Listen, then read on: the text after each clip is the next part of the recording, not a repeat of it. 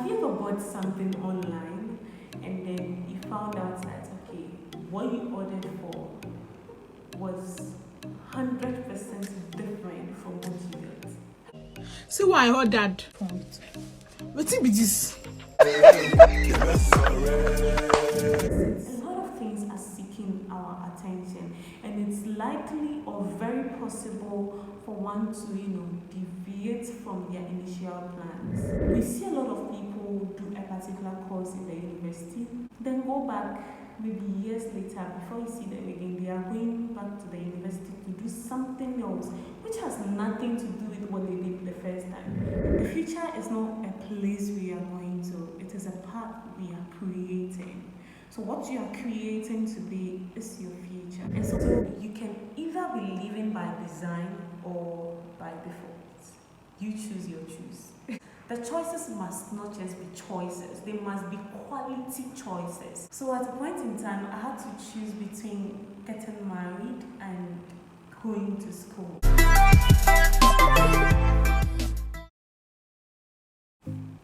Hi guys! Welcome back today with Esenam. If today happens to be the first time you're watching me, please subscribe to my channel. Don't forget to give this video a thumbs up. Leave a comment in the comment section and share with your family and friends when you do have the time. Have you ever bought something online and then you found out that, okay, what you ordered for was 100% different from what you got? Have you ever experienced that before? Good, let me know in the comment section. Let me know how the experience was like, how you felt and all of that.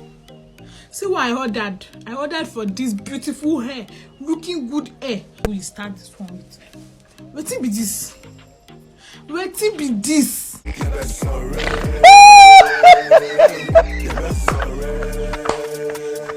Now, with that said, 10 years ago, I ordered for something for myself, and after 10 years, it's like what I have with what I wanted are two different things. For the most part, it's like, okay, growing up, you had your own plans, you had your own visions, you had your own aspirations, you had your own desires, you know what you wanted to achieve. But when you look back, ask yourself, have I really achieved the things I really wanted to achieve? Am I where I want to be?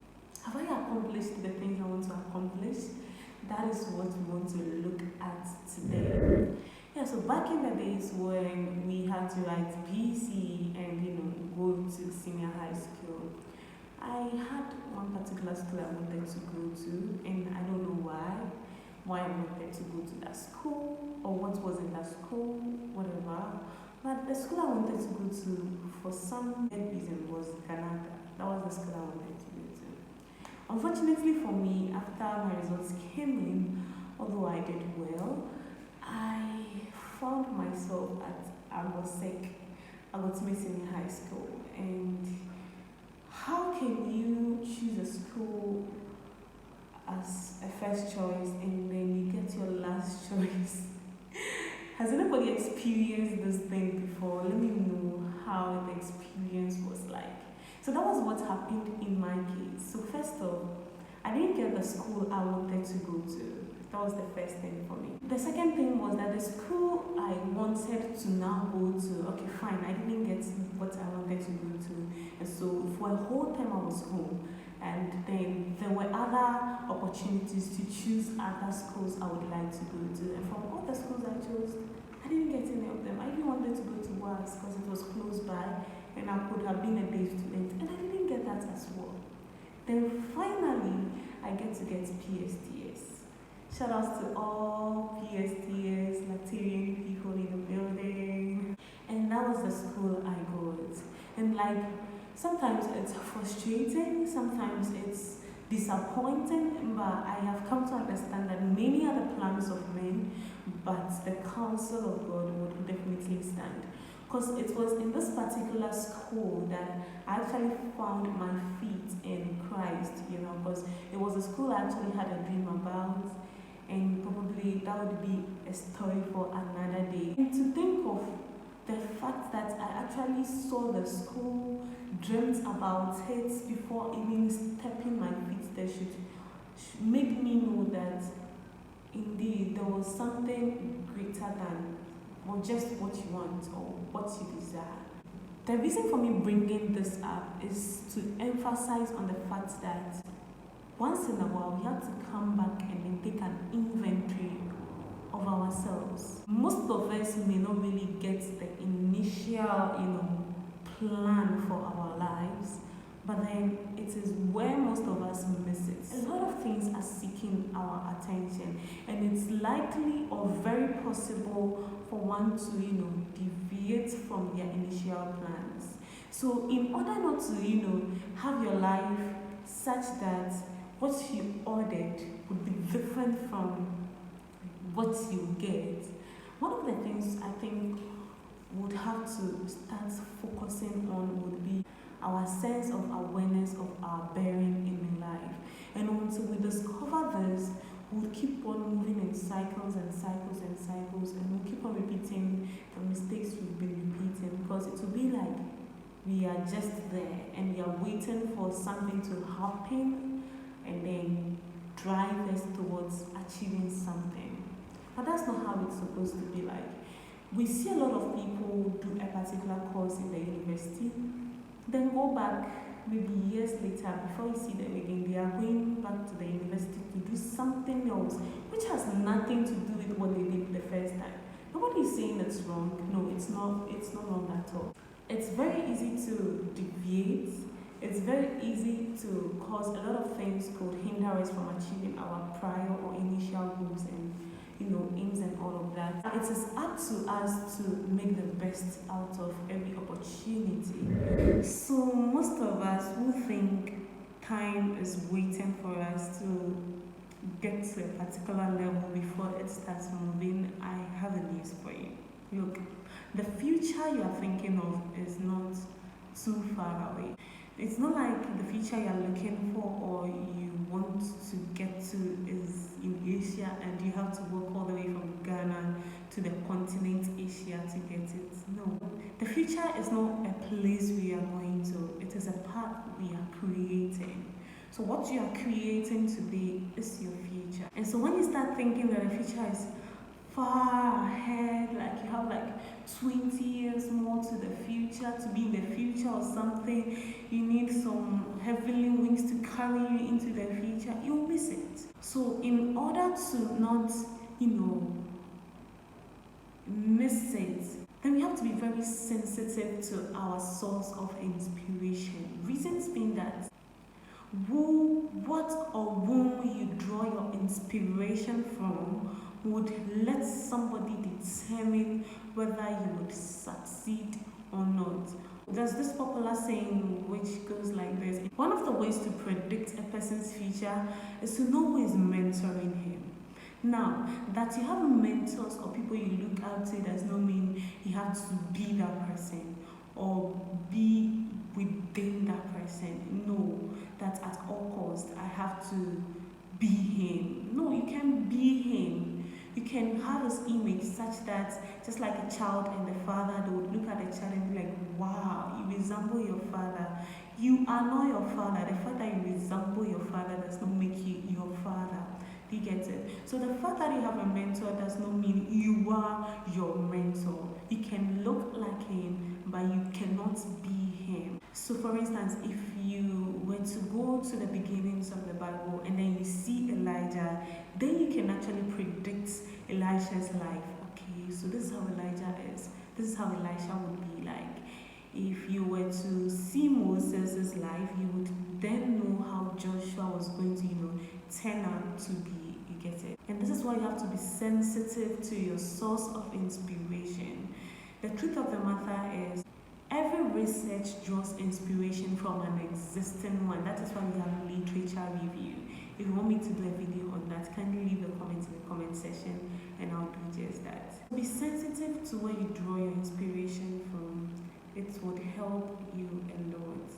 You would definitely know which path to take, what decisions to make next, how to make them, and at least there will be some sort of guidance so you don't actually miss the point. Yeah. Another thing that can actually help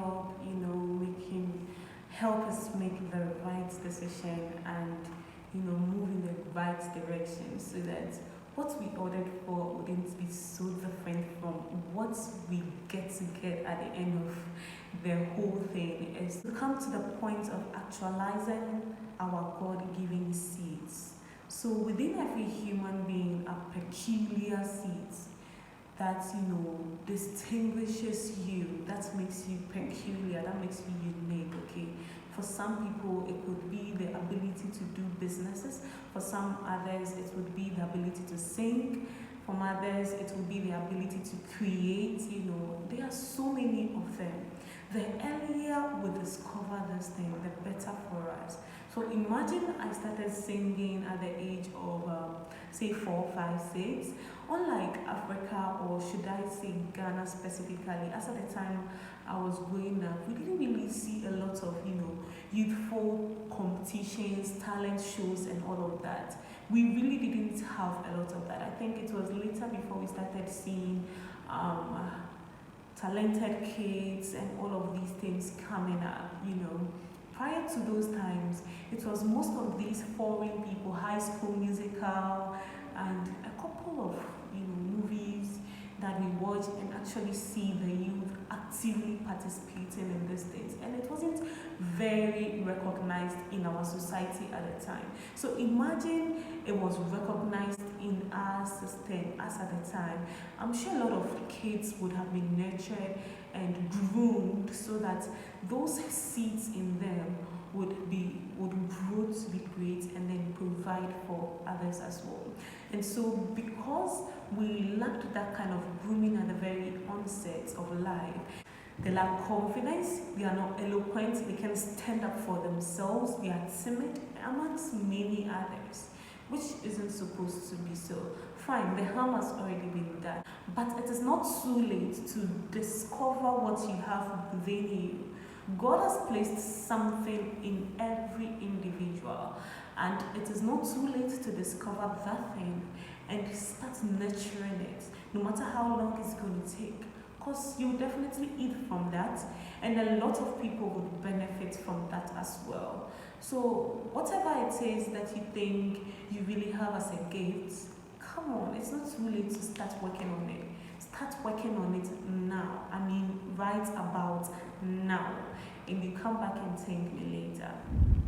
Another thing I would want to address in this video would be making healthy and qualitative choices. So you can either be living by design or by default. You choose your choose. Because if it's by design, you definitely have plans, you definitely have goals, you have time range, you have aspirations. You've written them down and you are working towards achieving them. But if it's by default, then you are like that kind of person who is there and is waiting. Let something happen, boom, and then out of it I'll get an idea to do something else. Yeah. Let something happen, boom, then out of it. So like whatever life offers you is what you do. You don't choose life for yourself. And that's what it means by living by default. It's like things just come in haphazardly and then you follow it regardless. But that's not how life is supposed to be like. In order to actually get to where we want to get to, you have to make qualitative choices. The choices must not just be choices, they must be quality choices. So at a point in time, I had to choose between getting married and going to school. There are people who are in school and are married, and actually there's nothing wrong with it. But it wouldn't have been a quality choice at the time because the intention for getting married was not a very good one. You want to get married because you think the person would support you through your education and all of that. And that would have been the wrongest decision to make. It was a choice, and it could have been okay. For all you know, if I were married by now, I'm sure probably there would be certain good things that might have happened or would still be happening in my life. But looking back and today, I realized if I had made that decision, it wouldn't have been a qualitative choice. Once you are able to make the very right or qualitative decision, there is something else you need to process. Between the act of virtualization and actualization is what we call the due process. And there is nothing you can do about it. You can skip it. No, you just have to wait for it. You have to go through the process and go through it. If you're going to live your life by default, that means whatever thought comes into your mind, today you feel like building a tower of Babel, then you start it. The next day, if you feel like crashing everything down, then you do it. The next day, if you feel like getting married to 1,000 ladies like Solomon, then you do it. The next day, so make healthy and qualitative choices. Now, for those of us who can look back and see that, okay, we are not where we want to be, but we are still working towards that direction, one of the things we have to take into consideration is that your impetus for knowledge upgrade and culture for learning would send you far. There's no end in learning so far as learning is concerned. You keep learning, you keep on learning, and you keep relearning. And it is called hard work. Because learning is not an easy thing. I don't know which student to tell you that, oh, I love learning. No, I've never heard any student say that before. So that's one thing you have to consider. Learn and don't stop learning. It could be the simplest thing. It could be the simplest hack, but try and learn it if you can. That's another thing. Then another thing to add to it would be working smart. Now, if we say hard work is what would make us who we want to be, then we should look at the masons on the field, we should look at the miners, look at all these people who do hard labor and see how their life is. Look at these truck pushers, look at this Kaya. I'm not saying that some of them are not doing well for themselves, but I'm trying to say that if we are comparing hard work, or if you are saying hard work, then there are some of the people who actually do a lot of hard work. But just look at their income. Look at how most of them live actually. And so it's time we just don't work hard, but work smart. That's another thing. Look for ways of solving problems. Look for ways of seeking solutions to other people's issues and all of that. Work smart. This is how we are living today and in this age. Who would want to walk all the way from Accra to Tema, whereby there is a car, or whereby there is a train to convey the person, all in the name of, oh, I want them to know that I am a hard worker and I can walk all the way from Accra to Tema. No. And then finally, I will talk about your level of commitment. Fine, it's okay you are not where you are. It's okay. But don't accept it. Be committed to seeing a change in whatever you are doing. Be committed to seeing a change in your life, your stage, your state of life or mind, however you want to take it. Be committed to seeing a total change. And the moment you apply commitment, there will be no space or room for excuses. Because commitment entails total devotion. So if it's a trade you are learning, learn it fully with no excuses. If it's a skill you are learning, do that fully. If it's school you are in, do that fully. Don't leave any room for excuses, because if you want to start giving excuses, everybody has a billion reasons why they can't do this, or they can't do that, or they won't do this, or why they won't do that. But if you want to be committed to seeing that your life is not all about you living well, but making generational impact and impacting the lives of others around you, then you should be committed to whatever you are doing. And God would also see to it that He blesses the work of your hands. So I'm going to end here. If you really like what you just watched, leave a comment. Let me know your thoughts, your general thoughts, or keynotes you picked from this whole, was it a speech? I don't even know. Let me know what your general thoughts are, Don't forget to like, share, leave a comment, and don't forget to do you, and do you. Until my next video, it's bye bye.